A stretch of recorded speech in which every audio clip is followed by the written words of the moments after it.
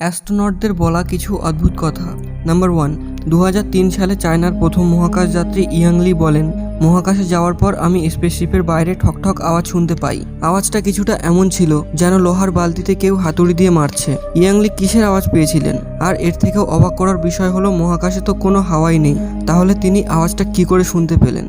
Number 2, আপনি হয়তো জানেন অ্যাপোলো 11 মিশন লাইভ হয়েছিল আর নীল আর্মস্ট্রং সাকসেসফুলি চাঁদে ল্যান্ডিং করেছিলেন। কিন্তু এই মিশনের সময় একটা জিনিস লাইভ দেখানো হয়নি। যখন স্পেসক্রাফট চাঁদে ল্যান্ডিং করে ওই সময় নাসার লোকেরা 2 মিনিটের জন্য নীল আর্মস্ট্রংয়ের থেকে কানেকশন হারিয়ে ফেলে, কিন্তু নাসার অনেক রিসার্চার মিলে যা হোক করে আবার কানেকশন নিয়ে আসে। আর ওই 2 মিনিটের মধ্যে নাসা যা শোনে তা শুনে আপনিও অবাক হয়ে যাবেন। নীল আর্মস্ট্রং বলেন, they are on the edge of the creator and they are watching us. তারা সৃষ্টিকর্তার প্রান্তে রয়েছে এবং তারা আমাদের দেখছে। কিন্তু হু ওয়াজ দে? তারা কারা? আর্মস্ট্রং চাঁদে কি দেখেছিলেন? আপনার কি মনে হয়? কমেন্টে অবশ্যই